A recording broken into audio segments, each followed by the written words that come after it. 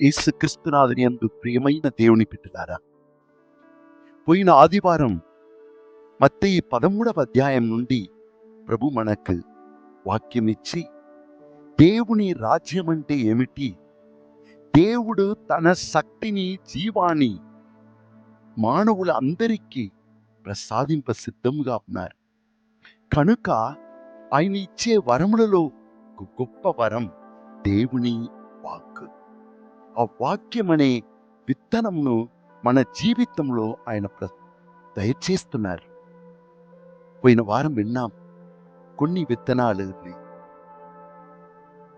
ఆ విత్తువాడు చెల్లించినను దాన్ని ఆయన జాగరూకులై చెల్లించలేదు కనుక అది ఆయన చేయిను దాటి దారిలో పడిపోతుంది. కానీ ఆయన పట్టించుకోలేదు. అటువంటి దాన్ని సాతాను వచ్చి లాక్కుని పోతున్నాడు. కొన్ని ముళ్ళ మీద పడుతుంది, కొన్ని రాళ్ళ మీద పడుతుంది, రాతి మీద. ఈ లోకపు వ్యామోహంలో, ఈ లోకపు కార్యములో, అన్ని శోధనలో ఆ విత్తనాలు పడిపోయినను విత్తువాడు మాత్రం పట్టించుకోలేదు. కానీ కొన్ని విత్తనాల్ని ఆయన మంచి పొలంలో చెల్లించాడు.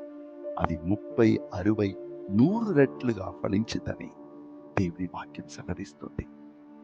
మనిషి తన జీవితంలో దేవుడిచ్చిన దాన్ని ఎంత జాగరూకులై ఉపయోగించుకోవాలని పోయిన వారం దేవుడు మనకు నేర్పించారు.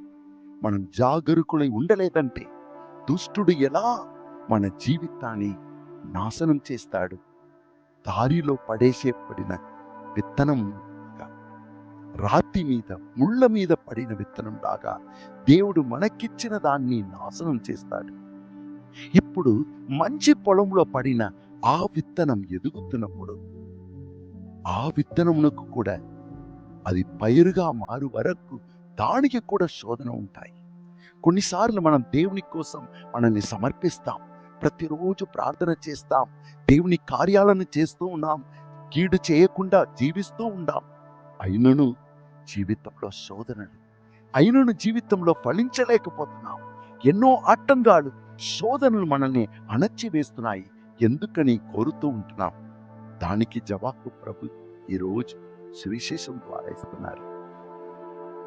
యజమానుడు మంచి విత్తనం చెల్లించినను ఇప్పుడు ఆయన సేవకులు వచ్చి యజమానుతో అడుగుతున్నారు, అయ్యా, మంచి విత్తనం కదా చెల్లించాము, మంచి పంట కదా రావాలి, కానీ కలుపు విత్తనాలు ఎక్కడుండి మనం వేశాం? కలుపు విత్తనాలు పడుతున్నాయి, కలుపును చూస్తున్నామే. అప్పుడు యజమానుడు చెప్తున్నాడు, దేవుని రాజ్యం అంటే, దేవుని కార్యాలు నీలో జరగాలంటే నువ్వు జాగరూకులై మెలకువతో ఉండాలి. ఎందుకు? ఒకవైపు నీ కోసం ప్రభు ఎటువంటి జీవితం ఇస్తున్నాడు, ఎటువంటి గమ్యంలో నేను నడిపిస్తున్నాడు, నేను ఎక్కడికి నడిపిస్తున్నాడని ఆయన తెలుసుకోవటంలో ఇది మేలుకొని ఉండాలి. మరోవైపు దుష్టుడు ఎలా నీవు దేవుని నుండి జీవము పొందకుండా నిన్ను ఆపువేటుకు ఆయన ప్రయత్నిస్తున్నాడని గమనించాలి. నువ్వు నిద్రించావు కనుక రోది వచ్చాడు, కలుపు విత్తనం కూడా చెల్లించాడు. దేవుని ప్రియమైన బిడ్డలారా, ప్రభులో ఎదగటం అంటే మేల్కొని ఉండటం. ఈ సత్యమును దేవుని వాక్యం పలుకుతుంది. మనల్ని మనం తెలుసుకొని, మనల్ని మనం దేవుని మార్గంలో నడిపించుటకు సమర్పించలేదంటే, ఇక్కడ సమర్పణ అంటే ఏదో కోల్పోవటం లేదు, ఏదో నేను ప్రభునికి ఇచ్చేస్తున్నాను కాదు. సమర్పణ అంటే ప్రభు నాలో జీవించుటకు, ప్రభుని వాక్కు నన్ను నడిపించుటకు, ప్రభుని దారిలో నడుచుటకు, ఆయన నాలో జీవించి నడిపింప నేను అవకాశం ఇవ్వటం. కనుక అటువంటి జీవితం ద్వారానే మనం జీవించగలం. కానీ దుష్టుడు ఆ కలుపు విత్తనం చెల్లిస్తాడు మనం మేల్కొని ఉండకపోయిన కడియలో. కనుక అది కూడా ఈ మంచి పంటను పాడు చేస్తుంది, మంచి పంటను అణచివేయటకు ప్రయత్నిస్తుంది. అన్ని రకమైన శోధనలకు, సాతాను కార్యాలకు మనం హృదయాన్ని తెరచాం.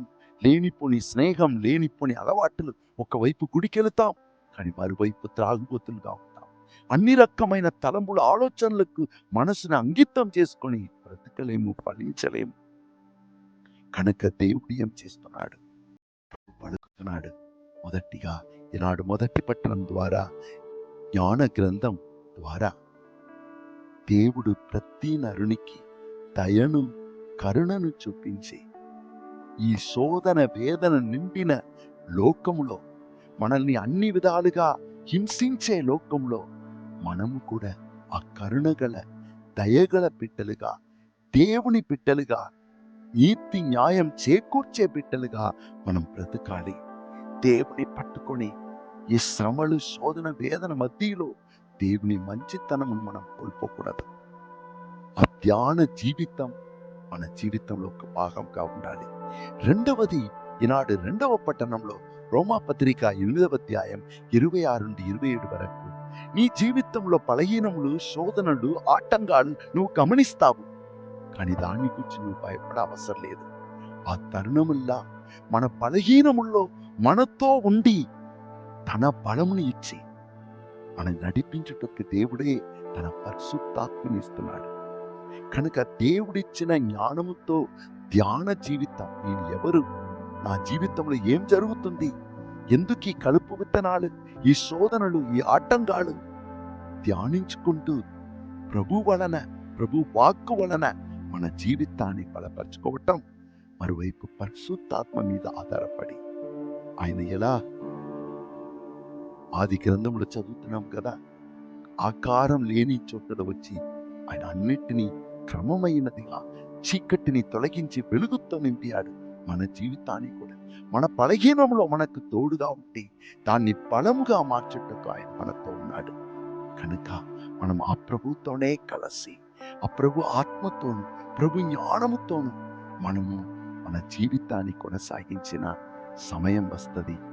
అప్పుడు నిన్ను దేవుడు కోసి తన భవనములో ఉంచుతాడు. నీవు ఎన్నో సంవత్సరాలు ఉండి ఆయనకు ఎంతో మంది బిడ్డలకు దీవెనగా ఉంటావు. ఇప్పుడు కలుపు వచ్చిందే, నన్ను అణచి వేస్తుంది అని భయపడకు. దానిని నరికి ప్రభు కాల్చివేస్తాడు. నీవు దేవుని బిడ్డగా ఉండి నీ క్రోధంగా ఇంతమంది ఇలా చేస్తున్నారని ఏడవకు.